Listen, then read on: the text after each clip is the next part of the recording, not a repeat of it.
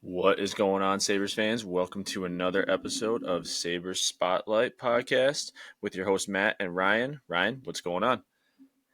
Honestly, dude, I don't even know. I don't even know what to say for this intro. I feel like we haven't recorded it in too long. Like, we kind of took like a mini break there. Our schedules weren't lining up, and a lot was happening in the Sabre space, and we really couldn't comment on it until now.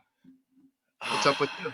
Dude, I know. I like, you know what it was for me, which we talked about somewhat, but I was like, I'm obviously a huge college basketball fan. Like, I love March Madness, and the Sabres were out west last week, and they were playing late anyways, and so they had those couple of losses like early in the week, and then the embarrassing loss to Edmonton, which we'll obviously get to all this as the show goes on. But I was just like, I'm like, you know what? The season's ending for the Sabres. There's like the faintest little hope if you're like the ultimate optimist that we can still make it.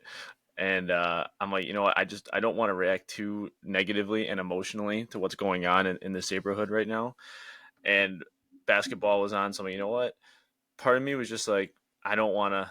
I don't want to air out my grievances right now. I just want to I'm gonna push the Sabres aside for a minute. I'll still be plugged in a little bit from afar, but I'm gonna plug into this March Madness tournament and watch my bracket and see how that goes. And that's been a great tournament so far. So Well, I think that was a good call. I wanted to ask you, like, how do you think the tournament has gone so far? Like, every year people are like, "Oh, this is a bad year for the tournament," or "This is like an exciting year." I personally think it's been a great year. Like, there's been blowouts and stuff, but we've had some amazing moments, dude. What about you? What do you think? Yeah, it's always good. It's always fun. I mean, compared to like if you compare to like other years, like sure, I guess there's probably less like close games or like upsets. Maybe like I think what's the highest seed left? I want to say the highest seed left is like NC State, right? And they're the 11 seed. Yeah. Yeah, and but I guess the Sweet 16 you don't have many higher seeds than that. But I feel like there's usually a little bit more carnage than we've had, this year, which is something that I always look forward to. But I mean, NC State, honestly, like I'm not super plugged into college basketball, but I mean they won the ACC tournament and Yeah. they beat and they're always solid. So I'm not surprised that they're doing pretty good, even though I didn't pick them. But I'm rocking with my Duke Blue Devils and they're just like shitting on people right now. So I'm stoked about that. Yeah, you and your Duke fan club. Yeah, sick. I hope they lose, honestly, badly. But dude, we got to talk about. I know we're gonna get into hockey. We got to talk about Jack Golke. What an amazing performance by this kid from a school in the middle of Michigan called Oakland. I didn't know Is that that the his school name? wasn't Jack Golke. Yeah. Or is it, I thought So why did I think it was Tommy? no, definitely not Tommy. It's definitely Jack. I only know because I listened to an interview of his today and it was pretty good. But dude, Oh, this was he kid saying how they're still not just Cinderellas? just ripping up shots. I know they got beat the other day, but beating Kentucky, like beating a big school like that and sending John Calipari home when you go to a small school that's like no one even knows where you're located and you're just out there. You got a horrible hairline. You're 24 years old. You're not going to the NBA. You're probably selling cars in a year. And he's just up there just ripping three pointers and sending Kentucky home. Like that's why I love college basketball. Like that it's moments like that are fantastic and fun to write about. And with NIL, the guy was doing fucking NIL like ads in the hotel between games. It was sick. Like good for him, man. Getting a little bag for doing that. It's so cool. I love it. This guy, honestly, we're gonna get back to goofballs this week. I forgot about this guy. He would have been my goofball if I had thought about him earlier. I have another goofball that I'm ready to. That's probably gonna be an Yeah. unpopular opinion when I get to Yeah, it. we're waging war over your goofball. But this Golki character, I mean, I love it, man. so like credit to him, he played a hell of a game and like he knocked down some big threes and like you said, I mean beating Kentucky is cool. That's something he's gonna like remember for the rest of his life, like whatever. But like you said, I mean the guy's like 30 years old, like playing like college hoops still, and the quote after just made me so just made me cringe so bad when he goes, "Oh, we're not a Cinderella." It's Dude, like, I yeah, love dude, you that kind of confidence. are. I love it though. I love it. Like, hey, he said what he said was, even though we know we don't have NBA players, like if we're on, we can beat anyone in the country. You kind of have to believe that. Like, you have to if you think you stand a chance. So Yeah, I love that shit. but what's annoying is like they he's right. They weren't a Cinderella because they won one game and got knocked out. Like Yeah. you didn't even like you can't talk shit like that after you win one game. And also like teams embrace the role of Cinderella. Like I would be embracing that, being like, yeah, like hop on our bandwagon, let's go. I don't know. I Yeah, I like don't think he meant it like that. I just meant like, hey, we're here to play and we can win. That's all he meant. And hey, they no, almost I know. their second game they went to overtime. So they, you know, it But was the way he it's said it cool. after was like, "Oh, You we're no got such a Cinderella." pro. It's like, dude, You got come such a on. Who are problem with you? like you have such a problem with like delivery and body language and stuff. It's so No, no, funny. no. It's You do. You overreactions, do. dude. It's overreactions. And then people on Twitter, oh my god, the people on Twitter after saying that like this guy's gonna be like a great NBA player. I'm like, are Oh you yeah, no. kidding me? Those are bots, bro. I'm pretty sure like 90% of people that are on Twitter are bots now. It's insane. There are no more real people on that website. Elon ruined it. It's a fucking joke. But there are no human beings that think he's gonna play in the goddamn NBA. Maybe he goes plays overseas. Let's get Well, I'm into reading these hockey. This is comments. a fucking hot. This is a Wait, hockey podcast. but I'm reading these comments that I'm like, this character's 25. I'm like, Yeah, come on, he's no, not getting those are drafted. bots. Those are bots. Those are the same people that are like, I don't even know. I can't even think of an example. It's bots. Well, we're gonna have more college basketball later, anyways. But you got anything else for intros? I got one thing I want to talk about before we go around the league.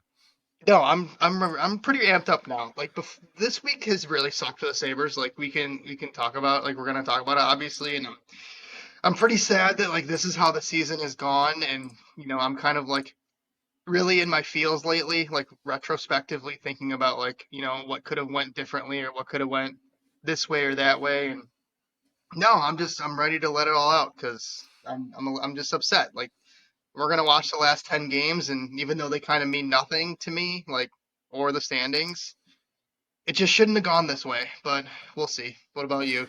Well, What's your last thing here? I'm gonna shout out. We'll kick this off after I just shit on this Goki guy. We'll get a little positivity in here, and we went to as you know we went to a benefit for a close friend like slash family member, someone who's going through some tough like health problems right now and challenges, and it was a really good success. Just like a lot of support from like family and friends and just a really good time. And I gotta shout out Showtime Randy, who we shouted out earlier in the year. I mean, this dude. I've only met Randy a couple times. He's a close friend of my brother-in-law, and so he I see him at this event and I was talking to him and we were chatting about the pod a little bit and he goes admittedly I haven't listened to you guys in a while. The Sabres just kind of took the wind out of my sails. And I'm like, oh, that's fine. I'm like, I guarantee I'm like I get it. The Sabres aren't doing the show any favors this season. But I got to shout him out just because, like I said, he was he's in this network and he was like really helping out the people that we knew and just like just kind of like giving all he had, helping out throughout the night and stuff, and just really cool to see people who care about people just like working hard and helping each other out. And it was just a fun night. So just to everyone involved, and I know we raised, well, not we, I wasn't too involved, but everyone that helped set it up. And also shout out to the Sabres because they donated a stick, a signed Tage stick to the event, which is one of the things that had like the most tickets in it. So, and I know they do that for a bunch of things, and they're committed to these good causes. But yeah, it's just a nice time with some friends over the weekend and helping out some people who need it, and it was a good success. So that was a lot of Yeah, fun.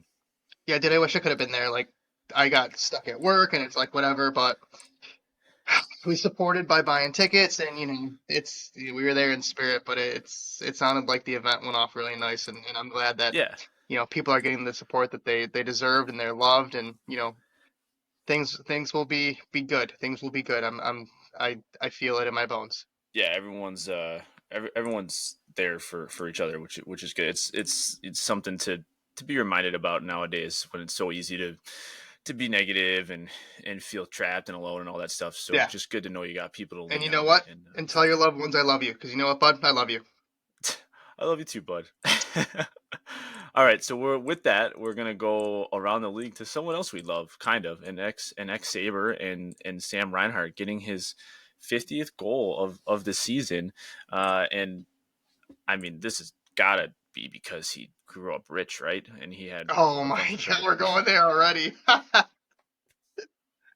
Yeah, because he had, family members that played in the league that directly correlated to his success. No, we'll Oh yeah, man, little precursor for what's to come, for but my goofball there, yeah. But what do you think? What do you think about our boy Sam and dude, getting it's fit? really And sad. he got 51 tonight.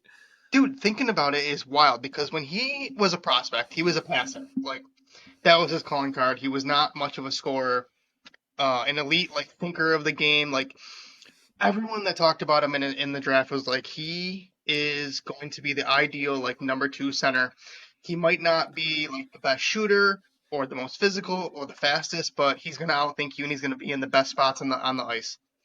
Boy, did this guy develop! Holy shit! Like even when he was here, I think he was an elite player. Like when Eichel was out and he played center for that long little bit while Donnie became the coach after Kruger left, he was really good. Like he was incredible, and it's so nice to see him succeed because he was one of my favorite players, and nice guy all around from what people say about him. And man, 50 goals is no joke. Like 50 goals in the NHL is incredible, and he's got like 27 power play goals. He's got Yeah. more power. I think he has more power play goals than the Columbus Blue Jackets have as a team, which is just fucked up. Like that's insane. But that just goes to show how smart he is. He's getting in the right positions on the ice, and he really, really developed. And he is an elite player, and he's going to get a bag this offseason. Oh yeah, he's gonna get a bag for sure. I was just looking at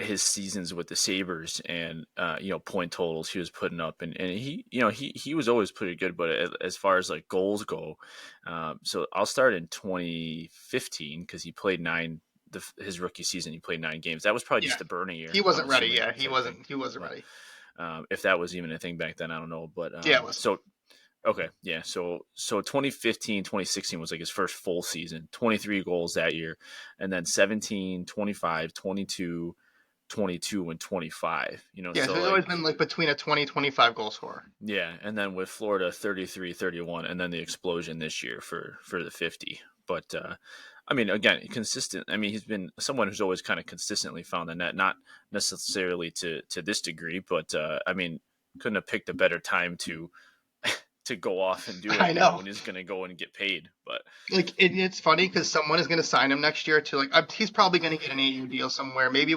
Florida brings him back. Like I would assume they're going to bring him back. But no matter where he goes, I bet he gets like over $8 million a year. And there's going to be some fan base that signs him and it's like, holy shit, we signed like a 50 goal scorer. And then, natural regression happens and he scores like around his 30 to maybe he is like a 30 to 35 goal guy from now on. Like, maybe not regressing down to like half of his goal total from this year, but 30, 35 is good for him. You're still getting a good player. Like he's still yeah, like he's still good. Like a lot of his success is on the power play, and that's just because Florida's power play is freaking incredible. Like they're one of the most fun power plays to watch, and he contributes to that. So hey, someone's gonna get him next year. I don't want him to stay in Florida because I don't want them to be good for so long, but it would be really smart for them to keep him. He's an unbelievable player.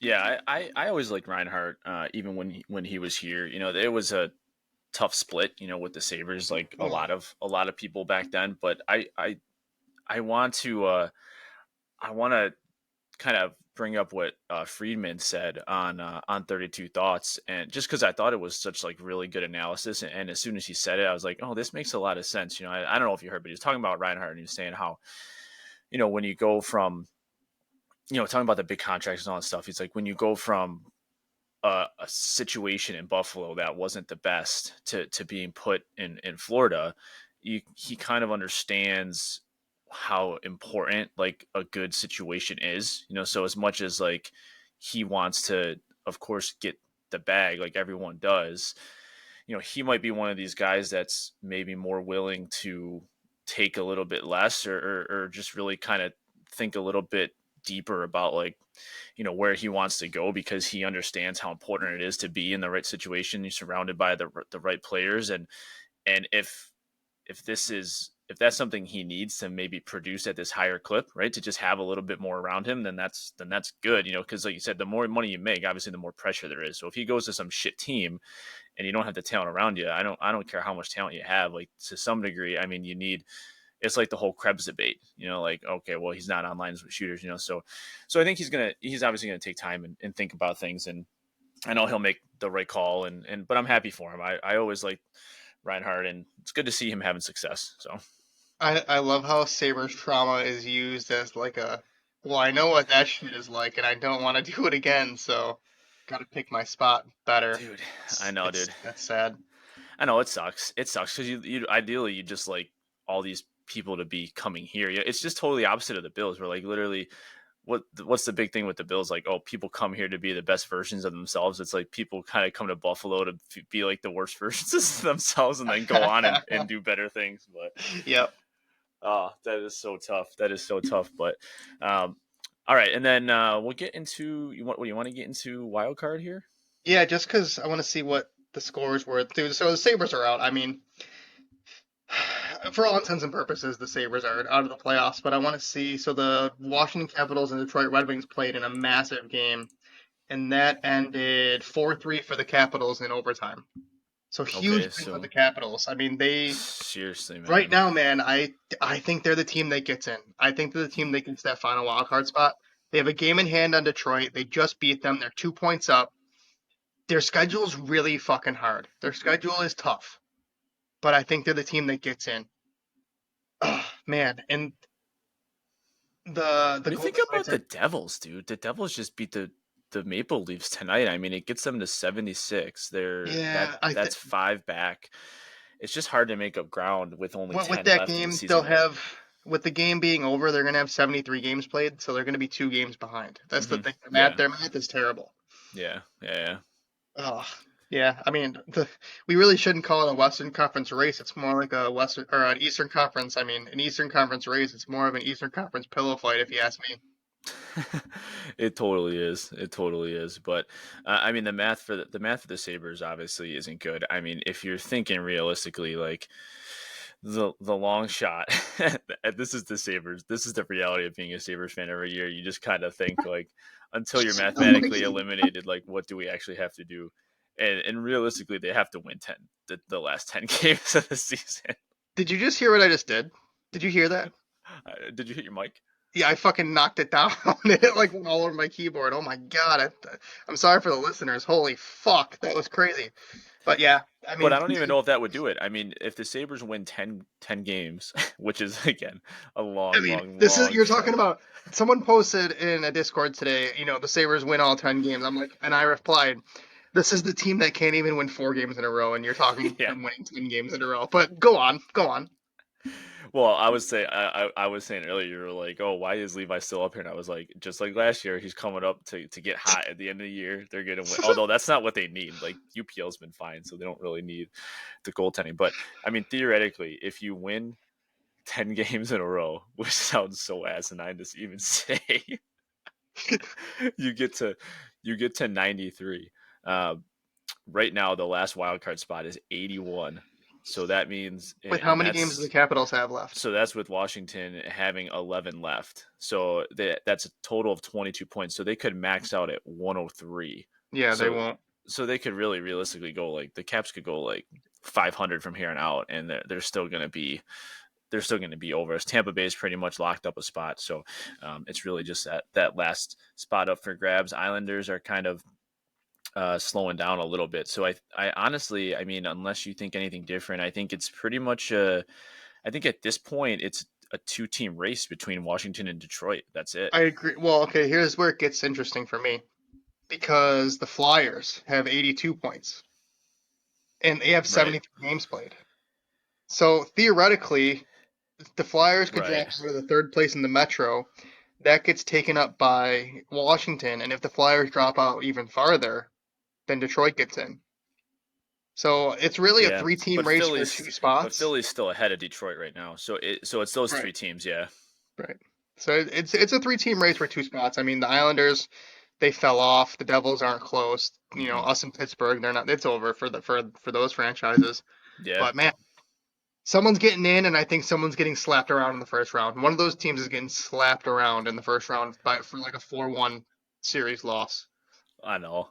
I know. It's definitely going to happen. I mean, the thing with the East is like what's interesting about the East is that, and we talked about this, is this it's so top heavy. Where like Florida, I feel like Florida, the Rangers, and Carolina are kind of Yeah, they're the the big three dogs. teams that have kind of separated themselves. Yeah, and then Boston and Florida is kind of that next tier Toronto, I down, mean. or or, or yeah, Boston and Toronto is kind of that next tier down, and then Tampa and the wild card teams. So I think the way like the standings are right now is kind of fitting for where they are, with the exception of Boston. I think I mean I'd love to be Boston, have 99 points, but again, as far as like the cup contenders, I don't know if they're up at the top, but it's interesting. Yeah, I hear you. And dude, the West, I think, is locked up. Like we don't even have to talk about the West because there really is no race, especially with Detroit putting a or Vegas putting a pounding on Nashville today. Hmm. The eight teams in the East are the eight teams you're seeing right now, or the West. I keep fucking mixing it up. The eight teams in the West are the teams that you're seeing right now. It's pretty much over. Yeah, yeah, unless Vegas just totally shits the bed and then St. Louis gets in, but St. Louis is five back of Vegas with and Vegas has a game in hand, And so Vegas is about to pick up another win too tonight. Like that game's not over yet. okay, yeah, yeah, So yeah. So the West is pretty much set in stone. You would think the East is going to be a little interesting just to see who gets those spots. But again, unfortunately, Sabres are looking at 13 years here, and we got a kind of a fun show concept kind of planned for not to celebrate that, but to question that a little bit. So that'll be coming up in the future here. But before we officially get to that, we do have some hockey to finish out the season, and it's been, like I said, 2 weeks since you recorded last with that little week off, and it timed out somewhat nice because it ended up being the 2 weeks ended up being like our whole 5 game road stand. So the Sabres end up going 2-3 on the road trip, so they get 4 out of 10 points. Which, I mean, realistically, we were hoping for 8, mhm. and of course, it kind of started off with the big 4-1 loss at Detroit. That was when we recorded last time, right? So that was after the Islanders game, or like right after the Islanders game. Before that game, we're like, oh, this is such a big game. If they win that game, they're kind of right back in it. So that was a tough loss. I don't know. I know this was some time ago, but anything you remember from that game, or like things? I don't know. We didn't have our best stuff that night. I know. I don't even think we played bad. I just think we just got beat. Like it wasn't even. I remember. Well, I just remember saying it to multiple people that it wasn't necessarily like the Sabres played like shit. It was just Detroit. That was it when Detroit was coming off their massive losing streak and they like had to get a win. They played desperate. Yeah. And they were really good that game, but we didn't necessarily play bad. I mean, they just beat us. I mean, that Kane goal happens because of like an unbelievable effort by JT Compher to get him the puck, and UPL kind of let in a shit goal at one point in that game. I remember, and it's like, all right, well, we didn't have our best stuff today, and that was that. Yeah, the annoying thing about this game, I definitely remember this game just because it was so important. It was like we scored first, we get the power play goal. It wasn't like a stellar goal, but you found the back of the net. Thompson scored. That was his 20th of the year, so you're feeling pretty good going up one. And I feel like they played a pretty good first period. Like they actually kind of owned the first period, but then and a lot of the Sabres guys talked about this after the game too. Is like we knew they were gonna have a response in the second and then in the third, because they were at that time they had lost the 7 in a row, and they came out desperate. And it's like, I think it's kind of unfair to say like maybe the Sabres weren't ready for it. It's like that's just the NHL. Like you run into a desperate team, it's like that's what they have to do. And like maybe you had to find ways to get it. It was a hard game, but yeah, like I said, they I felt like the Red Wings just had a little bit more juice, and they needed it because they needed that win. So Well, I was gonna slip this into discussion, so like overall discussion, but we can bring it up now. A problem with our team over the last couple of seasons is that when we get punched, I don't think we have a counter punch. yeah. You know what I'm saying? Like we can take it to teams. Like there are times when we've taken it to teams because the skill on this team is good. Like I believe in these players individually. Hmm. When they face like some sort of adversity, or the goalie lets in a bad goal, or they're really dominating possession in our own end, there are no adjustments being made that are visible, at least. Like I don't know what they're doing or what they're saying to the players, but there's no like visible adjustments to try to counterattack that. And it's been 2 years of this. Like we've seen how the script plays for this team, and it's time for a change, in my opinion. Not sure if we'll get that change, but I don't see it. I don't see the point in moving on with this coach or the staff. I don't. Yeah, I think to to to to go back to your point on the counterpunch, I think that's a I think that's a two headed monster because I think that's partly on just the team being so young and being inexperienced. And again, we've mentioned how like these guys have a lot of experience, but at the same time, they are a young team, and I think it's very easy for young players to even players that are young but have a lot of experience to feel the pressure and especially for those younger guys who have only been in the league 1 or 2 years when things go bad to not necessarily feel like they have their best stuff or can bounce back from that, and that can spiral. And if you're a team that is young and maybe lacking some core leadership, which I know we've kind of questioned at times with some of the older players, and then some of the younger guys needing to step up. Hopefully, that's something that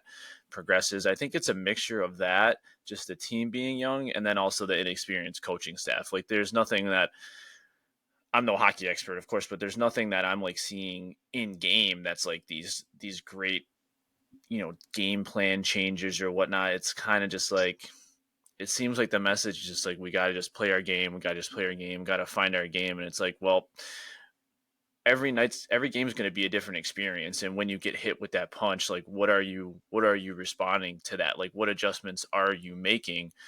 I don't know if there's much being made, and I don't know if they know how to do that.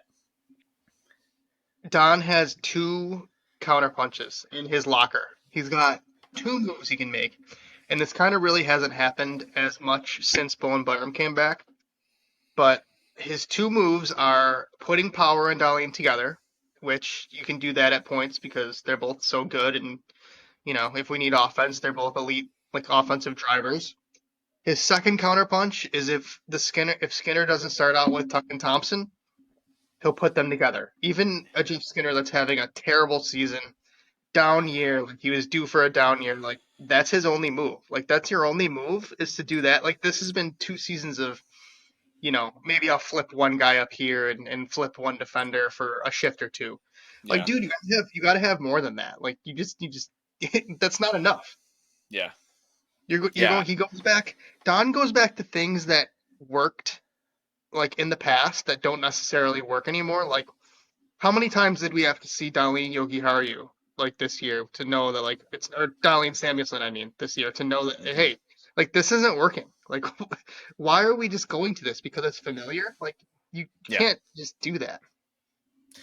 yeah. And I think like we've said it on the show too. Like I have no doubt in my mind that Don is like a smart hockey mind. Like I listen to him talk and I listen to his interviews, and like I agree with a lot of the shit that he says. Like he's definitely a very informed hockey person, but his go-to even after these losses or just like in all these interviews, like his go-to is like over explanations and just kind of replaying what happened in the game. It's like Don, we know what happened. Like we know this play was this. It's like we're looking like I want to hear more about like, okay, well, what are these adjustments that we're making? Like why is this going with this? And granted, those questions maybe aren't being asked, and maybe it's a lack of options. I don't really know, but yeah, we don't see that enough. So I think that's kind of the tough part, the inexperience, the young team on top of the inexperienced coaching staff, and we'll see what changes next season. But The next game,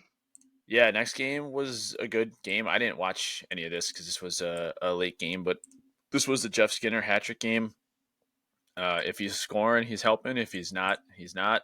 And he got three that night, and they won 6-2. But they finally beat Seattle, which is cool. I know, good time to dude, hang the banner. First time we ever beat Seattle. Let's go.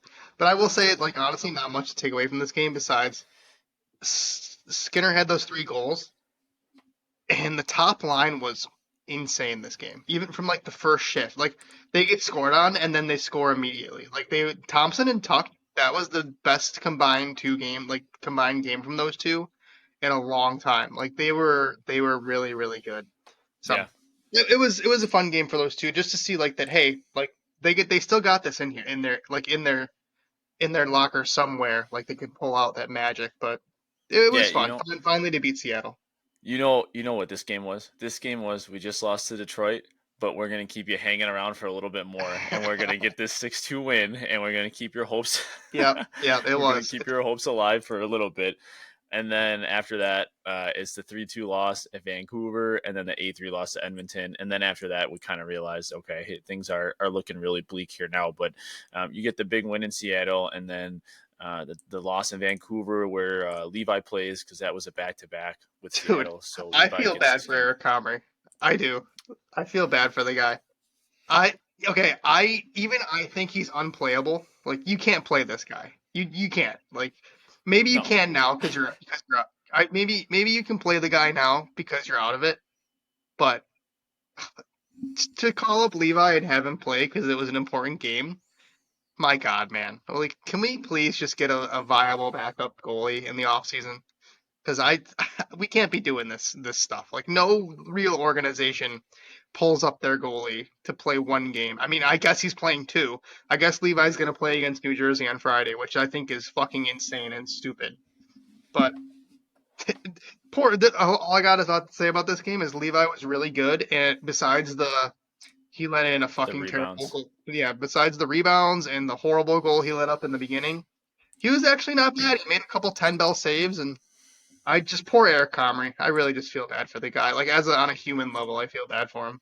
Yeah, I watched I think the first period in this game. I and because I saw Levi, and the one thing I noticed is just like, again, you see the skill, you see the potential, and he's going to need more time to develop, and he's going to go play in Rochester and hopefully go deep into the playoffs, and he'll get better. But the rebounds are an issue, and it just whenever he's in net right now, things just seem so erratic. Like there's Well, just it's because there's mostly more his fault. rebounds, It's right? Because mostly his fault. yeah, because of the rebounds, and then there's just a lot more scrums in the net. So that's the stuff he's got to clean up. But that's why it seems so much Like more erratic. for that game, I saw so many people being like, "Oh, why are the defenders like not clearing the puck? Like do a better job clearing the puck." As a defender or like a center like defending the middle of the ice, you're not really expecting your goalie to spit out rebounds like in the middle of Yeah, the ice like he was doing. Like you got to hold on to the puck. Like there was one where it was like so bad, and I'm like, dude, you got to hold on to it. Like you can't just be spilling rebounds all over the place and expecting your defenders to take care of it. Like that's not their like that is their job, but you're making their job harder. So he needs to go back to Rochester and develop a little bit more, hopefully for the next full season. I want to see yeah. him get a full season in Rochester. Yeah. Yeah. Well, and rebounds, like that stuff is so like, it's not like, I don't know, you can tell me if I'm wrong because you're the hockey player, but like, it's not like you can anticipate that. Like, it's so reactive, like where that, if a rebound's given up, like you don't know, I mean, where that's going to go. So I feel like a lot of times positioning to clear pucks is whatever, it's so reactive and just right place, right time. And as a defender, you have such little time to actually react to that and make that play that like, if it's happening more often, it's just only a matter of time before something ends up in the back of the net. Like a lot of goalie experts, like Kevin Woodley is on the PDO cast all the time, and he talks about how Levi kind of has like his technique is impeccable, but it just goes with repetition, like feeling the puck from NHL shooters is a thing that is learned like over Hmm. time. So I have no doubt he's going to be good. I really think he's going to be a good starter in the league, and at worst a backup goalie. But he's just not ready, and it's obvious. And we thought that he could transcend the development path for a goalie, and that's just another one of this organization's failures over the past season. Yeah, UPL having the year he had Thank was God great. for Yeah. UPL. Never thought I'd say that, but thank God for UPL. Yeah, I mean, imagine where a point total would be without him. But yeah, so that was that game, and then the game at Edmonton, which was just man, that was tough. I didn't watch this Dude, game. I went back and watched the third period because I heard all the rumblings of how team kind of quit and I don't know. It's what's funny about this is like when I saw all this, the anarchy online, and it's probably more so just a reaction to the score and whatnot, and the game where like we're done, like this was kind of the final nail in the coffin, I think. But like, so maybe it was just some overreactions to that. But watching back the third, like I didn't think it was like terrible. Like they played a bad period, but I'm like I was expecting given what the discourse I saw online, I was expecting like just like total like we actually generated some chances in the third. We just didn't put it in the net, and then a lot of their goals were just in the last like few minutes. So well, the I don't thing know. I that feel like pissed it me wasn't off, totally as bad as it maybe seemed. the thing that pissed, I think, most of the people off was the eighth goal that happened, with 7 or 8 seconds left. It's like, dude, like your goalie has carried you the whole season, Yeah, and I just feel like you deserve to play to the whistle with him. And he was visibly frustrated. I'm sure he chewed them out in the locker room. Like I'm positive that he thought it was fucking bullshit that they let that goal happen at the end of the game. That was really UPL. the You only think thing. UPL did? Oh, I guarantee he did. Yeah, Like yeah. I don't know if I goalie could see that from him, but I hope he did. goalies are fucked up, man. Goalies are fucked up. I Yeah, guarantee you, he was like, guys, that was horse shit. Like, what the fuck? I guarantee you, he was not happy because if that was me, I wouldn't have been happy either. Like, there's 7 seconds left and I get scored on again. Like, how embarrassing. Also, how embarrassing for Granado to keep him in the game. Like, what the yeah, fuck is that? Your guy's getting like it's 7-3 and you left him in. Like, I get there's like yeah. Put you Comrie know in. 5 minutes left and you're gonna keep me in and I get scored on with 8 seconds left. Like, dude, come on. Like, have some mercy. Fuck. Well, yeah, but what I mean, that's what's tough is like those like those last like 3 or 4 goals were all in like the last like 6 minutes. So I it's like know. I'm sure Well, Don didn't even expect another one to go well, in. McDavid went superhero mode on the one. Like that was just an unbelievable play by McDavid. I think it was the Ekholm goal where it was a 2-on-1 became a 3-on-1, and oh, Oh that yeah, guy, that guy is fucked up. It's so stupid how crazy, how good he is. oh yeah, that was he gained possession like in the neutral zone right as he was crossing our blue line, but his like stick, he like put it around the guy, like it was like a bag, Yeah. it was around his back, whatever's crazy, and then just slides it over to Draisaitl, and then Draisaitl like just a little like touch pass behind his back. It I was a think it was sick the play. It Ekholm, was right? Ekholm scored the goal. Yeah, Yeah. Unbelievable. I mean, it was three guys that are really goddamn good at hockey just beating you on a play. Really unstoppable. If. Yeah, that's the that game kind of shit sucked. the Sabres were doing last year. The top line. I mean, not to that level, but I mean, they were doing fun They shit like did. that. I mean, they were The Tic for a Tac little while. Thompson goal. Yeah, All that yeah. stuff. But yeah, that just hasn't been there this year. And all right, but then real quickly after that, we go into Calgary and win 4-1. I don't know. I don't have any high level thoughts from this. I thought it was actually. I watched this whole game. I actually thought it was somewhat of a boring game. I think it was 1-1 for a lot of the time, and then we scored. I think want to say like 6 minutes or something left in the third, and then they get one or two empty net goals. I can't remember, but Yeah. whatever. I, my thoughts are I like to see the team win, and the season's almost over, and I'm gonna be sad when there's no more Sabres hockey this year. So winning is fun, and I want to see wins. So You know what was sick about this game? The jersey what? matchup was Oh nice. my God, yeah, dude. The white Sabres jersey and the red Calgary jersey just together is it just slaps, dude. It's amazing. Dude, and do you remember it might have been I'll have to go back and listen. It might have been our first ever show or second show. I want to say I want to say I shit on those jerseys. Oh, Do did you you? remember this? I And don't you remember. I'm gonna go back and listen. I think it was the Calgary Flames jerseys, or maybe it was Detroit. I can't remember. And you were at the time, you were like, dude, you don't even know how hot of a take this is. Yeah, because But those no, are sick. yeah, because and I'm pretty sure it was. I'll look for next week. But I think that's what it was. But then I'm like, man, if I ever did say that, I'm like, what was I thinking? Because like these jerseys are sick. That's so funny. They're so good. I mean, the aesthetics, man. That's great. They used to wear a black jersey that I think was so cool, but they don't wear it anymore. I like when teams have nice looking jerseys, and they definitely have one of them. Yeah, those jerseys were sick. And then the Canucks wore the sweet Oh, jerseys against us too. those might be the best jerseys in hockey. Like the old Vancouver, like the '80s. Oh, it's a sexy jersey. I got to give them that. All right, before we get into a little bit more Sabres discussion here, that'll pretty much do it for the game recaps. We don't need to go too in depth there, but I just want to. We're gonna go through Eric Commerce stats here real quick. Do you want to take a guess at Oh, take dude, it? he's got like an 8.67 to save percentage.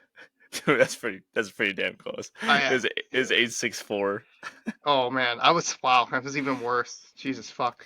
eight I think hundred he's at sixty like four. I think I saw like in goal. Let's see. I'm gonna look on Money Puck real quick. But I think on natural stat trick in terms of like goals saved above expected, he was like 10th last out of all goalies that played in the entire like the whole year. Well, he's played 9 games. You want to take a guess at his record? His record consists of 8 Two and total seven. games, Two and but seven.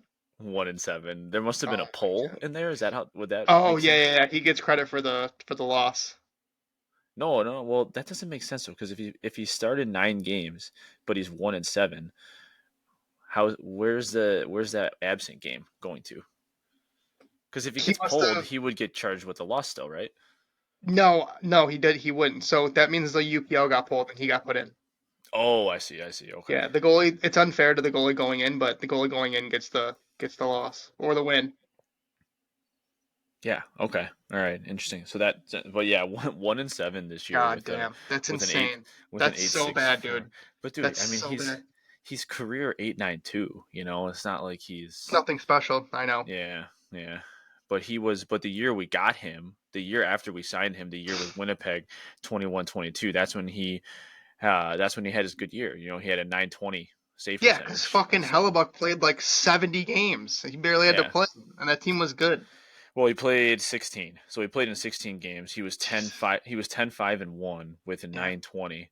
So I I gotta mean, be honest with you. they it's sold high, but I want the Sabres to take another shot at a different Eric Comrie. Another backup on a team that's good. Like that you gotta keep taking sure. shots. You, Yeah. you can't let this like defer you from maybe don't give him a 2 year deal. Maybe give whoever you're signing a 1 year deal. Yeah, yeah, yeah, that makes But you, sense. you gotta find like a veteran that's pretty good and has And good I'm numbers. totally fine with that because the other thing is like you don't know about injuries. Like if UPL Yeah. goes down, like you need to have yeah, they need to bring somebody else in next year just as a kind of err against all sides of caution or whatever. But that's yeah, that would be a good idea. But all right, so we'll get into just a couple quick kind of like housekeeping Sabres things. So Anton Wahlberg, who was our second round pick in this year's draft, so he's joined the Amherst. He played out the season in the Swedish Hockey League for Malmo, which is where he played the season prior as well. So he had 10 points in 43 games. Also won a silver medal with Sweden at the World Juniors. And so I think actually Appert spoke today or yesterday, and he thinks that he'll. So the plan is to like the next game. I want to say, and correct me if I'm wrong if you saw this, but is to like have him go through like pregame warm ups and stuff, and then just to kind of see how that whole process works, and then probably get him in for some games this weekend. Yeah, that's But it sounds like exactly he's what he, gonna play. So that's exactly what he said. Like he's not gonna play the next game, but he's gonna play, and I'm pretty surprised that he's gonna get games.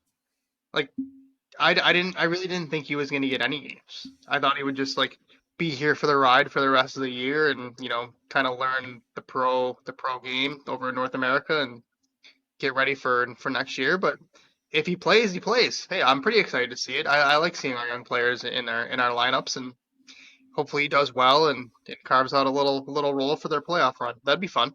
yeah, Yeah. So just Different. He's different. I will say he's our different forward prospect. He's bigger, yeah. more of like a power forward, physical. I know our prospect pipeline is filled with like smallish like skilled players.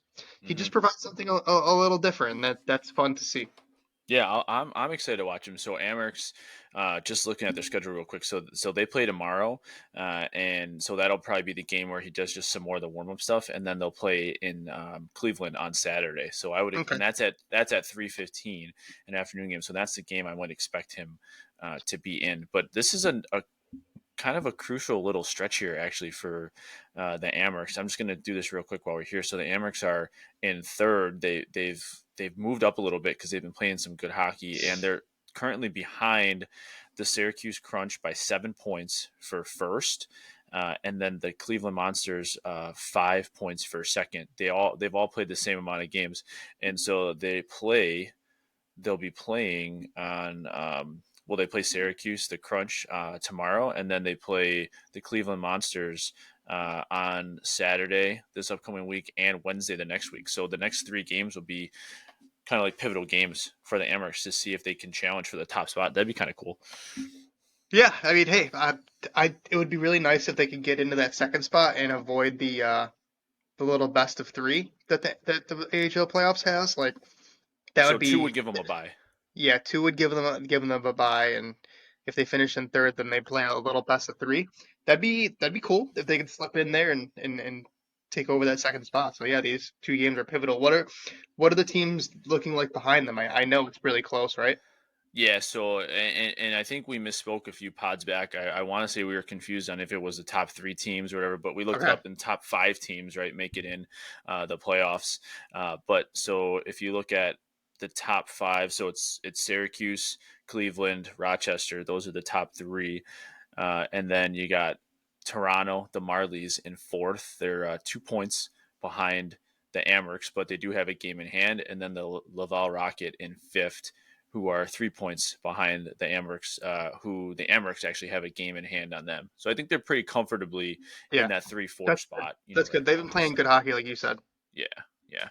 So I mean, so that I mean, we don't that's a pretty good section on the Amerks here. We don't really need to get into that too much later, but that's just kind of a quick synopsis on where they're at. So a couple good games coming up, and we'll look for Wahlberg to maybe get some time this weekend and hopefully have an update on that for everybody next week.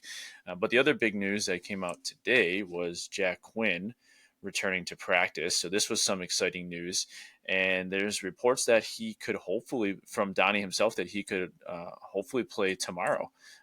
Don said they pretty much consider him day to day, and he's been skating for a couple weeks, and he returned to practice today and was on a line with Cousins and Paterka. So what do you think about this? I I'm happy he's playing. Like, how do you feel? Like I've seen this a lot, and I don't know if you've seen this a lot, where people are like, "Oh, Tage is injured, we should just shut him down," or like Tuck is injured, we should just shut him down, or Skin. These guys want to play. Like Yeah, they want to play, and they get paid to especially play. for I mean, especially for Quinn to lose like his whole season, and get games after, like get games. Maybe he plays well these last 10 games, and then he goes to play in the World Championships overseas and for Canada, and gets in shape that way, and is ready to come back for training camp and fully ready to go and hopefully healthy. So I mhm. want to see the kid play games. I think he's a great player, and we really missed him this year. And like I said, last 10 games, I just want to see fun stuff. So more Jack Quinn, that's fun for me. Yeah, I've seen which I understand to a degree, especially doing what I do as like a therapist. People saying like, oh, like what's the point with 10 games left? Like, why would we risk further injury and just let him heal up? But I'm just of the mindset of like, listen, like if they're saying that he's good to go, then that's their medical team saying, "Listen, you're 100%. Like we feel confident that you're ready to go." And if he is, then just put him out there. I mean, I said these guys get paid to play, and they want to play. So I'm fine with that. Like you said, Tage, a lot of these guys have had tough years, down years. So if they can get hot at the end, I mean that gives you a little confidence going into the off season. So I think. Yeah, just let him play. Just let him play. Plus, I want to win 10 in a row. So whatever. I think I think the only thing that pissed me off about this is that he's playing with Cousins and Paterka. I want to see JJ play and have an extended period on the top line with Tuck and Thompson. Yeah. Like, Yeah. but I also feel like we're going to talk about this in the offseason, but I kind of feel like Dylan Cousins is a Jack Quinn merchant where he like kind of needs him to succeed. Hmm. So I want to see if he can get Cousins going a little bit. He's had a just a horrific season in my opinion. Just hasn't really looked himself, and Jack Quinn not being here kind of plays a pivotal part in that, Yeah. in my opinion. So hey, let's get some positivity. Last 10 games, baby. We're on the home stretch, and let's be positive. Yeah. Yeah, for sure. I'm a big Cousins fan. I'm excited for him to hopefully have a bounce back year next year. I don't necessarily love the idea of like, well, like you said, I don't know. Maybe he's not a true center, and maybe he's more of a forward. But like, because I don't really necessarily love the idea of like our second line center not being able to elevate the guys around him and like needing a piece. Like I feel like he should be kind of driving that, especially for Yeah, seven. I've been pounding the Cousins as a winger Yeah, thing for a while, and yeah, I don't think it's going to happen anytime soon. But for now, we'll see. But I agree. yeah, yeah. So like I said, I don't like love the regression this year, and but at the end of the day, like I love Cousins the player, and I feel like he's a leader in the locker room, so I'm rooting for him next year to bounce back, and having a healthy Jack Quinn for a whole season will be a big part of that if that is a reality, and hopefully it should be. But all right, before we get into goofballs, I got an exercise plan here. I want Okay, to have let's do it. this is a test. This is a test. All right. So this might fail miserably, and if it does, then we're just going to shut it down, and we'll just get into our and we'll just get into our goofballs. But all right. So I have a. I'm going to try to, and let me know if you can see it. I'm going to try to share my screen with you. Bless you. Fuck. God damn! I tried finding the mute button on there and I couldn't find it. So I'm gonna try and share my screen with you. I made a Sabres Spotlight Easter egg hunt. All right, we're gonna go through this, and you're gonna pick eggs. There's stuff in each egg, and there's questions that coincide with this. This is great. This is great. Okay. All right, so again, I'm gonna share. So I don't know how this is gonna look here, but let's see. Let's do this. Okay.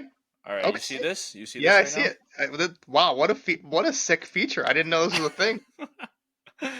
Okay. All right, so now do you still see it? I see it. All right, all right, all right. So this is our Easter egg hunt, right? So we got four eggs, and again, there's stuff behind each one of these. All right, Okay. so Yep. so those are our four eggs there. So I want you to go ahead and pick one, and then I will open it, and we'll see what's behind it. This is great. This is great. Give me the blue egg. We're going blue egg. All right, let's scroll down a little bit. So let's go ahead and open the blue egg and see what's there. Oh, oh, all right, we got some jelly beans. So jelly beans. I want- I hope people are watching this. This is fucking hilarious. All right, so jelly beans and the blue egg. So my thought here is, all right, so there's been there's been lots of jumbling of the lines this year with the Sabres. You never know what you're gonna get, and that's like the jelly bean analogy. You might get a handful. You might get some reds. You might get some blacks in there. You might get some greens. So like as far as the Sabres go, what do they need to do either this off season or things to maybe grow from within to solidify some of that next year? So there's less of this jelly beans. They can have some more structure. There's a couple things. In my opinion, you need to figure out what you're doing with Jeff Skinner. Because if he's not going to play on your top line, you got to find a spot for him. And he's not going to play on your second line. So do you put him on your third line with like a Greenway and a Benson, or maybe like a Greenway and someone else, or like a Benson and someone else? Number two, you need to find a a third line, like a plumber type, a physical player that can win faceoffs and play defense. That way, you can maximize your top six. I feel like with the jelly bean analogy, the team does not optimize their roster to the Mm-hmm. fullest potential. Mm-hmm. You can't be putting Jordan Green like tomorrow. Jordan Greenway is going to be playing on the top line. You can't be putting Jordan Greenway on the top line. Like, I'm sorry, I love him and he's been very good this year in his role. But we need some solid here. We can't be like, putting our hand in the mixer and, pulling out an orange when you really wanted a red. You know what I'm saying? So Mm-hmm. get me a third line, like a legitimate third line center that can like stabilize everything. That's what I Mm-hmm. want. Yeah. Yeah, I'm with you. I mean, the whole reason I wanted to kind of talk about this is because like I feel like that's been one of the things, and I think what really made this shift into focus for me a lot, and I think for a lot of Sabres fans, was the shipping off the Middlestat trade, right? I mean, you move one piece and it really kind of showed where some of the holes were. Like Yeah, it does. there's been a Huge. lot of jumbling since Casey left, and I know they have I know they have these prospects in the pipeline, but again, like that's what that's what we're saying about, like, we can't count on these kids to come up as excited as we are about them and just be difference makers. Like sometimes you just need some pros, like some pros to come in and just kind of lock things down and know what you're getting game in and game out. Did you say anything for defense? Do you think No, because I defensively? I like the defense for the most Yeah, part. Like I yeah, think yeah. Yoki Haru is the piece that eventually moves to get that third line center. So they're gonna need to find like a right sided defender to play with Owen Power. But Mm-hmm. the majority, I like the defense. I don't mind if you were to tell me that they brought back Jacob Bryson on a 1 year deal and played their third pair of Jacob Bryson and Connor Clifton together for a full season, and limited their ice time, and they were playing proper third pair minutes. I don't think I would mind that at all. So really, Yeah, it's just one piece, and I know that piece is hard to get, but we got options to trade, and I think Adams is ready to do so. yeah. And well, Sammy should be playing with power anyway, right? I fucking forgot he exists. I Yeah, forgot he exactly. exists. That's what I'm Yeah, saying. that So that like might you work. mentioned someone playing with power, but like Samuelson's there. I mean, That welcome. might I work. mean, he's kind of there. I feel like injury really fucked him this year. Like he did Yeah. not look good at all, and I thought he's been pretty okay other years, but yeah, I don't know. We'll see. I forgot he existed. Yeah, the thing that's nice about Sammy is like he kind of is one of those guys. Like he's not gonna like he's not this like dominant force out there, but you know what you're getting. Like he's pretty steady. He's not gonna like make too many major mistakes, and like he blocks shots, and there's pretty good effort there. So yeah, I feel pretty good with that. I think more of the need is kind of figuring out the forwards there, and maybe getting another piece or two and a little bit more sandpaper, in there. I know it's such an old thing to say, but It is, dude. It's I it's think such they a need it. boomer thing, but it's so true. Like I'm friends with like a lot of younger hockey fans, and they're like, oh, skill, skill, skill, and I feel so old for being like, I want a couple motherfuckers on this team. You know what I'm Yeah, saying? yeah. I want a Nick Cousins on our team. Yeah, I just want these young kids to feel protected, I like know power. I feel Power's a small and guy. icky for saying that shit, but it's fucking true. Well, yeah, I mean, I just want it for them, and I'm sure they wouldn't hate that either. Like Power's a guy. I mentioned this early in the year where like I feel like if he takes a few big hits early in the game, it somewhat takes him out of that. He start out of the game a little bit. He starts playing a little bit more timid, and just having like a guy there just be like, hey, I got your back. Like we're gonna let them know like we're fighting back. Like, and Benson next year, he's going to be coming back on year two. He takes some big hits here and there. He's gonna take them more next year. You got other small guys like Krebs on the team, Paterka and Quinn. If these guys, they're coming back for year three, if they start showing out, teams are going to be like, hey, these are goal scorers for them. Let's try and rattle them early on. Like these guys are going to want some meat there, to have make them feel protected, and that type of shit brings teams together too. You need that a little bit. So, all right, let's move on to egg number two. What are we taking here next? I want the yellow egg. Yellow egg. All right, let's see what we got behind egg number two. Oh, we got some money. We got a quarter there. All right, so here's my question here. I'm not gonna lie, if I was like 7 and I opened an egg and it was a quarter in there, I'd be stoked. Yeah, you be pumped. That's what I'm saying. All right, so will the Sabres regret any of the long-term deals they've given out so far? Specifically for this, and if there's any others you want to bring in here, I am thinking Power, Cousins, Thompson, Dahlin as like the top four. Maybe you can throw Samuelson in there. Any of those deals you think when it's all said and done, they're gonna regret? No, flat out no. I don't think so. Okay, okay. I mean, Even I'm Samuelson's deal, and I know like his deal is long, but the fair money enough. is not Yeah, money's not anything crazy. Like I don't yeah, think that they're gonna regret it. It sucks that like first year of the deals like they're not really gonna live up to the money, but you know we're hoping next year and the year after that they do. So yeah. that's what a deal like that kind of does is like buy you a little bit of time to grow into that role a little bit, and I don't have a problem with them at all. I don't think so. I'm curious what like I don't know, like okay, so like I'm pretty good with these. I think like Thompson, although he's had a down year, like that $7 million a year, like I think him and Cousins at that number, like it'll end up being appropriate value. I like Darlene as valuable as I think he is. Like $11 million is like so much money. So like, what do you think he has to like realistically like for people to like not be like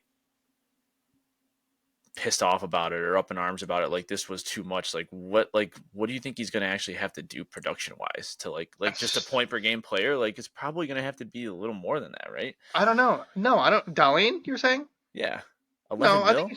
I think he's fine where he is. He's our best defender. Impacts the game every time he's on the ice. He's like what, second or third in defenseman goal scoring? Like he's an unbelievable player.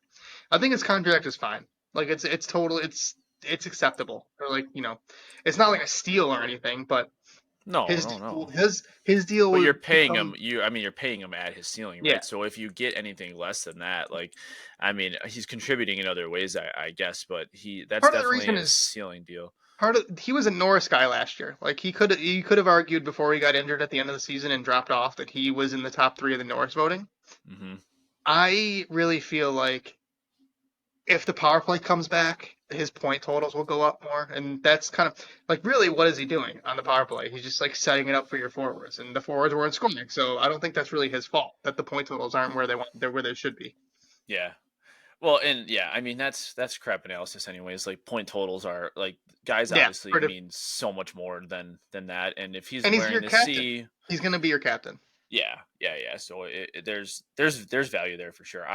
I guess I'm just playing devil's advocate there, Yeah, you know. of But course. That's a lot of I money. think, but I certainly think that like he's worth that. We already had that conversation when Adams made the deal. It's just hey, you're making 11 mil. There's a lot of expectations that come with that, and we're paying you at your ceiling, which is what we think you're worth, and we agree on that. And I just he's one of those guys. I don't want the Sabres to mess things up and have this guy lose his mind and get sent out because I just man I love him so much. He's just such a good player and he does so much on the ice. It's just crazy, but I've thought about it too. It scares me, but I don't know.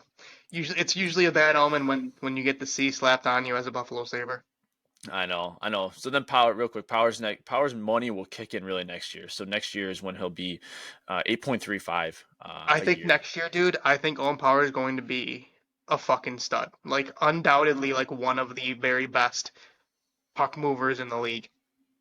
So what do you want to? As this can be quick too, I guess. But like, what do you want to see out of him next year? Because I feel like in season growth right now, what I've seen from him is he's definitely looking more comfortable offensively. Like Hmm. he's scored a little bit more, but he's even if the scoring is not there, he's having games where he's more dialed in, to the offense and he's taking shots more and he's just driving the net more and he's finding seams on the ice and things. So uh, if we are going to look back and reflect at the end of next year, like and we said, oh, Owen Power got a lot better this year. What do you think? Where do you think that is? I think it's actually starting now. And I don't know, you haven't watched the last couple, like most of the last couple games because they're late night games and, basketball and whatnot. But something he's doing a lot more is using his body. Like, Yeah, I don't know. If you've known, it's not even really just like checking guys, but when he's going in for the puck like a one-on-one battle, he's putting his body between the man and the puck, and Hmm. more often than not coming away with it lately. And that just goes to, like you said, in-season growth. And I think next year, if he can hone that skill of being like a good puck retriever and move it and start the breakout, we're gonna have a really good player on our hands here. Like I think we already do. It's just there that little bit of untapped potential is there. Yeah, Defending wise, I don't know if he'll ever get to like a good level. Like, you know, pucks in our zones, the cycle. I just don't see that from him yet. But I mean, he's still 20 years old. I yeah, just want to see him start to just be a little bit more confident. Because like you said, when he's confident, man, he's been really good. yeah, yeah, yeah. I just say I think like offensively when he gets in our zone, we're good. I like his puck. I like the like offensively in our zone what he does, puck control like at the blue line running the power play. I feel like he does good there. I think for next year I'd like to see a little bit more like speed coming up the ice and just a little bit quicker like decision making, with the puck as far as like breakouts go. I think that's just an area where he can increase like some of our ability to get up the ice quicker and in sync. But all right, let's move on here. We got two You left. pick. You pick. Well, I know it's there. I know it's there. Oh, So you're the one that made it. yeah, I'm the All right, master egg hunter. give me the pink egg. Dude, you're just going in line here. Interesting. Yep. All right. All right, pink egg. Let's open her up. Oh, an eraser, dude. Eraser. I used Erase to. Don Granato's coaching history from existence. All right, so that is so my question here is, dude, you used to get erasers. I'm sure everyone got erasers like when they were kids and eggs, Yeah, of little course. Yeah, I pencils would and. sniff them. Actually, I not gonna lie, I'm gonna confess this. I would eat the fuck out of erasers when I was a kid. Like, Who is the one player whose season you're willing to forgive this season or erase on the Sabres? oh, Everyone's had down years, but who's it's the one Tages. player you want? It's Tage. It's Yeah. Tage. Yeah, I Okay. forgive you. I forgive you.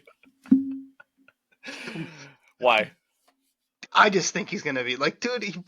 I've been apologetic to him the whole year. He had like what?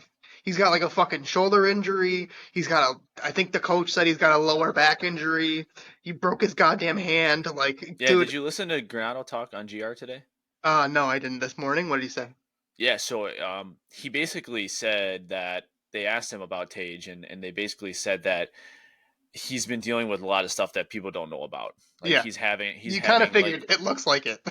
randomly he said he'll have like back spasms here and stuff, and so it kind of sounds like, I mean, everyone's speculated on this, but it sounds like he's been just kind of banged up this year. I mean, guys have those years where unfortunately it's just like one thing after another, so that's been this year, but that's mainly why injury wise. I just feel like, dude, even after going through all that, he still managed 20 goals, and it's entirely plausible he hits like 25. Yeah, Which is like, yeah, if you're going through all that and you're still a 25 goal scorer, I think you're a pretty goddamn good hockey player. And yeah, during the beginning of the year, his defense was incredible. Like his defense early this season, when he was like, healthy and the offense wasn't there because the team was being stifled offensively because the coach sucks. His defense, like his defensive metrics were just like out of this world. Like people hmm were jokingly calling him like Selkie winner Tage Thompson on the internet. So I I just think he's a great player, and this season was a down year, and we're just gonna erase it and forget about it. yeah, yeah, yeah, yeah. No, Who's your pick? I'm cool with that. Uh, I don't know. I didn't really. I guess I didn't Oh, really you can think you about can make up this the one games, too but you can't much. participate. No, no, no. Let's see. I mean, I think it's You kind of take the close you could between take the like. easy way out and say Jack Quinn because he got hurt. No, I won't do that. I think for me it's kind of close between Cousins and Tuck. Yeah, I'm a big Cousins fan. Um, I think I'm gonna go with Tuck though. The reason I'm not gonna forgive Cousins as much is because, again, I think he still should be doing more this season. Despite, I don't. I don't think he's been banged up, and I know Quinn hasn't been there, but I also think he needs to be more edgy too. And if he's not helping the team in other ways, like I don't need you getting kicked out like you did early in the year for fighting in the last like few minutes. But in a season where it's going how it is, I wouldn't mind seeing him throwing his body around a little bit more, getting into some things. So I'm not apologizing for that for him. But I think Tuck, like I'm still pretty high on Tuck. You know, like I see this year's just been up and down. Like he has these games where you don't where he's not much of an influence, and then he has these games where he looks good, and he's so fast, man. Like he's so agile with the puck, and I don't know. I think he's a good candidate next year to have a good bounce back season too, and we'll see. So yeah, I'd go Tuck. Good answer. I like that. Although I will say I don't know if he's a lock for like a letter, like a lot of people think. Oh, really? I think That's interesting. I think the fan base would explode if he didn't get an A. yeah. I don't know. I don't know if he's as locked in. I think the in my opinion, I think the biggest two leaders in that room is number one Darlene, and then Cousins number two, and I would put Tuck number three. But I don't know. I think about like who I'd want to rally behind, and Darlene and Cousins are those two guys. Just like me personally, just from interviews and what I see on the ice and whatnot, and then Tuck would be third. But yeah, I don't necessarily think he's a lock for that. But all right, you want to open up this last one? Yeah, let's do it. All right, let's see what we got here. Oh, we got a cute little Easter bunny in there.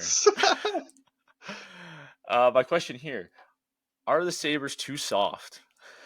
Oh my God, this is such a fucking boomer thing to say, but I don't know, dude. I don't like we said earlier, like they just need like maybe one or two guys that are like plumbers that'll go fuck people, like fuck things up. And I think toughness in hockey is largely just like team related, where like if you got one guy that goes in there, then that guy is coming back to the bench and be like, well, if I'm fucking doing it, then why aren't you doing it? Like, kind Mm-hmm. of thing.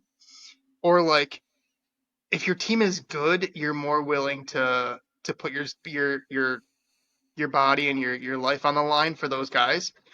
We haven't been good. We don't know what it's like when it's, you know, game two of the playoffs and someone runs UPL. Like we don't know what we're like in that aspect because we don't have the opportunity to see it. I don't think they're soft. I just think they don't have like they need like one or two guys that can like play that way.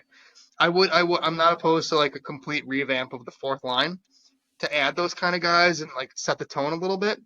But that's as far as I'll go in saying like they're soft. I don't think they're soft. I don't know. I mean, a new coach could instill different things in them too. Part of me wonders if they're taught by Granado to not really avoid contact, but just like be smart with it. Like who knows, Mm-hmm. man? I don't. Soft Mm-hmm. is unfair in my opinion. What about yours? No, I don't think so. Yeah, I would think where they struggle is with more of the mental side of things. And we talked earlier on that about how that's just youth and getting down in games and feeling the pressure from this year. They weren't ready for it. They all have been pretty candid about how they knew the expectations were there, and they failed to live up to them, and maybe weren't ready for that. So I think where that comes in more is that end of things, and like anything else that comes with experience, as frustrating as it is, being a young team and in a 13-year drought. I think you learn from each year, and as much as we wanted last year to be a learning experience, I think in a way it wasn't, because there wasn't expectation. They played with no expectations all year, and even at the end of the year when they were close to the playoffs, like playoffs still weren't an expectation. Like they once they went on that hot start, or that hot run at the end of the year, it's like you're somewhat playing with house money. So this was the first year they were playing with expectations, and they got off to a slow start, and they weren't able to handle that. I do think they need more, just like you were saying before, punch back on the ice, right? Like when you get hit, like don't get out of the fight. So like that's where I think there's some of that. But I think that can be linked back to some more of that kind of like mental toughness as well, and just not getting psyched out in the game and whatnot. Apparently, the psyche's good though, with what Don says. So I don't know how relevant that is, but yeah. So that's it. All right. Would you like this? It seemed to work pretty Dude, that good. was So fun. I like that. we'll see how it looks on the playback. But I really just kind of wanted to test like to see if this screen share works, because I don't mind doing more stuff like this or like charts and whatnot, and we can kind of, dude. I mean, you know how it is at Sabres Spotlight. We're always Dude, evolving. we're the number. What's your little slogan? Because you didn't say it today. Dude, I know, and I thought something was weird with the intro, and then I, you know what it was, because to the everybody watching on YouTube or on Spotify, I'm in the new studio this week. So like when we started, I was in my head a little bit because I didn't want to be too loud and wake up the kids, and I have not gotten a text that the kids have woken up. So I was out of it for those first And 30 seconds, and I forgot the intro. you know what the best But part of we're it is? shining a light on all things Sabres hockey. The best part of it is our connection has been impeccable. Oh yeah, no mishaps tonight. Although I will say, maybe the listeners uh, noticed it last episode or not. Did you listen to the playback? You don't really listen to them back to back. I found the spot where I lost power, and it did not even sound bad. It was good. You did a Yeah, good job.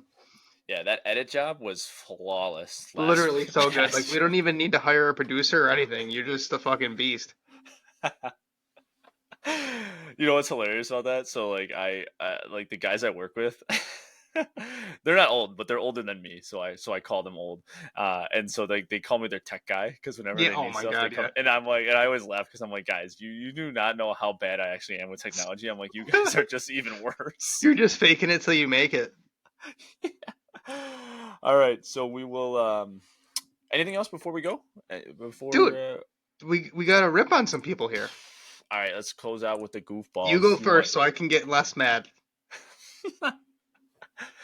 Well, we kind of alluded to this earlier. So my goofball of the week is I none hate other this. I hate this so much. By the way.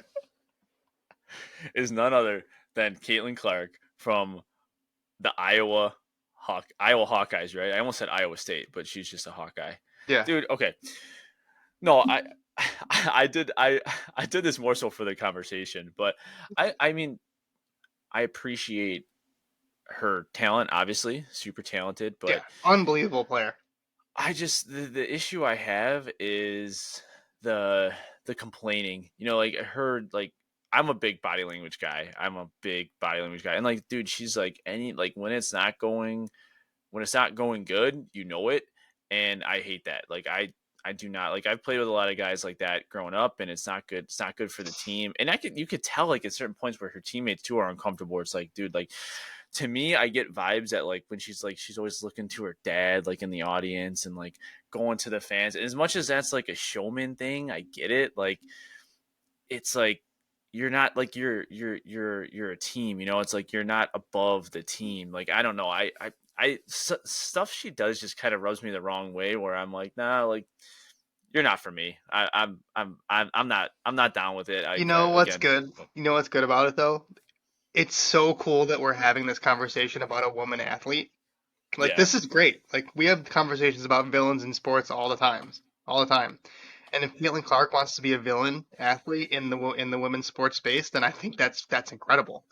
And it just goes to me like the only reason I agree, like her antics are crazy. Like she flops, she'll tell the fans to shut the fuck up, she'll yell at the refs. I personally I love it. Like I think it's fantastic. Like it's not could rub people the wrong way though. Like I get it. But my God, man, it's so cool to have like a female athlete and have this discourse. Like this is like what we need to like elevate women's sports. Like I love it. Hey, if she wants to Yeah. be a football every week and she's a fucking unbelievable player and score 30 points a game and be a bitch on the fucking court and talk shit, I love it. I love it. Then we can talk about it more. Yeah. So that's the thing. It's like I think like for me, it's like she's a goofball with like how she acts and stuff, but like I'll be rooting for Iowa. Like I actually I like her as a player and stuff, like I love how she shoots the shit out of the ball, and like you said, she's obviously done a ton for for women's basketball, the college game. I mean, NIL is taking that to the next level with a lot of that stuff. It's crazy seeing her in like Gatorade commercials. Like the one commercial she has is really sweet. You've probably seen it where it's like it's like an inspirational type thing where it's like, oh, if I can sign with Gatorade, you can too. Or it's Yeah, like I've seen it. if It's a we can good commercial. fill a stadium with like 56,000 fans, you can fill with 57. Like that's a sweet commercial. So like I appreciate all that stuff, and she's going to continue to be, influential. I just yeah, some of the stuff that she does is like goofbally to me, but This is it is what it also is. it's so funny that we disagree. Like I agree with you, but I love it differently than you do. But this is also coming from the guy that's like my favorite players in hockey are like the Brad Marchands and the Tom Wilsons of the world. So like Yeah, that's just part of like what I like. That's Tom just Wilson. like We forgot to talk about him. we don't even have to, dude. Yeah, we What don't a have fucking to. asshole. He made swung his stick and got suspended 6 games. Like, come on. But those are like the guys that I like. So I like those villains. But Yeah, dude, we gotta talk like about Peters and Reve. yeah, like yeah, straight goop. Yeah, I mean, you want to talk about goofballs? I love them so much because they just like provide a different type of Sabres entertainment. But there are goofballs in the Sabre space. I love it. But They're so funny because we were saying earlier how we were like, you gotta listen after the whistle this week because like on the bad weeks we gotta listen because they just go oh, off. It's because amazing. they don't care, dude. I mean, they got friends. They got like the old teams. Like it's so funny because Andrew Peters was on the good teams. Like he didn't really play in the playoffs, but he still played in the fucking NHL. Like you got to respect it. And Gregor Bay was Oh one of the yeah, best puck moving, like physical puck moving defensemen, like from the Canadian for the Canadians for a long time. So yeah, yeah, they yeah. might be old and they might have boomer takes, but I respect it. I love listening to it. And no one's gonna ever tell me to stop because I'm not gonna stop, and I'm gonna support them because hey, they're fun to listen to, man. It's just a different Yeah, type they're of funny. They're content. funny. They are goofballs, though. I just love the goofball. I love it. But dude, we got to talk about. We've had a positive goofball talk. Now we got to talk about a negative goofball talk because this goober needs to be taken down. There's this guy. If you're on hockey Twitter a lot, you know of Andrew Berkshire. He's a Montreal Canadiens supporter, and I think he used to write for like the Hockey News or something. My God, man. This guy is a fucking fool. I cannot stand him. He has the worst takes possible. Like, before this incident really happened, I'm just like, I see his shit come across my feed and I'm like, just shaking my head. Well, today, he goes after first time 50 goal scorer, Zach Hyman. Why? Because his family was rich. Buddy. 95% of the NHL comes from the wealthiest family that you know. Hockey is inherently a rich man's sport, especially if you want to play in the upper leagues. You might be good, but if your family doesn't have the money to shell out to these leagues, like AAA hockey in Canada in the Ontario area is like 25K for your kid to play in the league. Like no matter what, how Yeah, good it's he is, nuts. It's nuts. Yeah, yeah. you just kind of need the money to play. And you got to give credit to Zach Hyman. He was a fifth round pick, kind of a journeyman. Was with the Leafs. If you're you can't discredit a guy in the video. If you guys want to find it, he goes on like a 4 minute rant against Zach Hyman, and it's just like really not crediting him for the work that he does because he rode shotgun with Austin Matthews and was really good, and then got a free agent contract with Edmonton and ride shotgun with Connor McDavid, and he banged in 50 goals. If the Sabres had a guy that scored 41 goals from the goal mouth, I would be ecstatic. Right. I love that. Yeah. Like this type of game is awesome. Mm-hmm. I just really didn't think it was like fair to go after this player after he scored 50 goals. Like, what are you thinking, man? Like, and just Well, to, he wanted this reaction from everybody because yeah, he's but getting a it's ton of bullshit. Like, it's yeah. bullshit. And I've seen, dude, I saw today current writers, former players going after this guy. It was incredible. Like, this guy was getting buried today. Mm-hmm. The quote tweets and the tweets back are just like, he got cooked. And I honestly think that he posted it thinking that like people would agree with him. No, yeah, I'm sure he did. But Yeah. what the fuck, dude? Like, So speaking of the tweets, here's a tweet. Elliot Friedman, 16 minutes ago. oh no. 51 for Hyman. OT winner against Winnipeg. Amazing what hard work can get you. No way. No way. Yep. So he must have scored tonight. Even Elliot said it. Even Elliot went at him. Yeah. And you know him, dude. He's so fucking bland. It's disgusting. And even he's getting involved in the discourse. I love it. Yeah, Dude, Hyman scored the OT goal. Yeah, it's it's so insane. funny because I refreshed my timeline and just as you were talking about this, there was That's the Freeman first right at thing. the top. Oh, that's Yeah, perfect. But it's these guys are like, 99.1% of like all athletes make it to like yeah, their pro sport. And this fucking guy, just because he was rich and like, yes, maybe he did have access to like skating coaches when he was a kid, or just like clinics that other kids like can't afford, or if their parents aren't rich. But he was still a fifth round pick, and a fifth round pick is a long shot to make it in the NHL. And to see what he did, it just really pissed me off to discredit what this guy is doing. Like, I'm pretty sure when Reinhardt scored his 51st today, hmm everyone was in the replies being like, "This doesn't count because his dad was a former NHL player and he had access to facilities," like as a joke. yeah. That's so funny. I saw that. Yeah. Oh my god! Like, come on, man. Enough of Andrew Berkshire.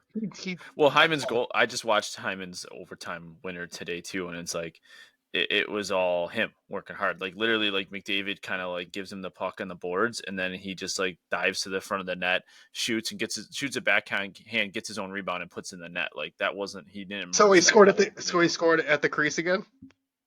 Well, yeah, but it was all him. It wasn't Yeah, like it yeah. wasn't that merchant goal. The worst part about this video too is like the guy contradicts himself all the time. It was the funniest thing is like how many times he said, again, I know he's a hard worker, but and I'm like, Yeah, dude, come no, on, you can't play both sides like that. You got if yeah, my opinion, and I do this. I try to do this like as much as possible, and that's why like people always tell me that I'm like so emotional when it comes to sports, is because when I have a take, I like dig in on that take, yeah. and and I will change my mind if I'm wrong. Like this guy should change his mind because he's very wrong. But if you're gonna have a take, believe in what you're saying, or else you're Oh just being yeah. a loser. Like I will say with 100% conviction, 100% of the time that Donnie Meatballs is an awful coach. And I will mean it every single time. You know where Granado should go once I hope he gets fired? Because I mean, depending on the language in the contract, like he gets the money or he doesn't. Like offset language is going to play there. You know where KHL. he'd go that would be perfect? He'd be perfect for a Chicago or a San Jose, Okay. Yeah. a Yeah. Again, developmental a like developmental where the team. Sabres were. Yeah, I think he's really good in that aspect. Yeah. But it's just time to move on. We've graduated past needing him. All right. Well, I think Dude, that's it for today. it was nice to get back in the saddle, buddy. Yes, it was. It's nice. Okay, so just looking ahead, um, we'll be back next week. We'll make sure we're back to the week to week ones here, and March Madness is slowed down, so we have a 5 game homestand coming up now. So Wednesday we'll play Ottawa. So this is tomorrow. Well, if you're listening on Tuesday or Wednesday morning, this will come out. And then Friday we'll play the Devils. Saturday Toronto. So back or home back to back games there. And then Tuesday against Washington, Friday against the Flyers. Dude, oh my god. What big games those would be if we were like in the thick of things. I Holy know, crap. I know. Part of me kind of hopes we lose that Washington game just to fuck Detroit over more. Yeah. Yeah, it's sad though because like even if you win, even if they won all 5 of these games, like you're still sitting at 83 points, and by then the wild card 2 spot's probably going to be sitting at like 89. Yeah, it's Right? So over. like it's definitely over. But we'll see what they can do. So that at least that's the road ahead, and on that we'll close things out here. But uh, you know what to do if you're listening here. Subscribe to the YouTube channel. Hopefully we can keep doing some fun stuff over there. I think the screen sharing we did today is kind of cool for like the Yeah, that music opens stuff. up a lot of possibilities. Yeah, so I'm gonna keep trying to work and stuff like that. But over on X, follow us at Sabres Spotlight. Which, by the way, it's getting like I'm getting used to saying X now. Dude, no. I totally am. Like I just said that so naturally, I didn't even think to say Twitter. Oh my god, At that's some funny. point, we all have to. At some point, we all have to convert because like We're it's not it's called converting. X now. I'm not converting. I will not. I refuse. All right. Well, at Saber Spotlight on Twitter /X. Feedback for the show at Sabres Spotlight at gmail.com. This is all linked in the show notes below, but we'll see everybody next week. And until then, enjoy and go Sabres. Later. Peace.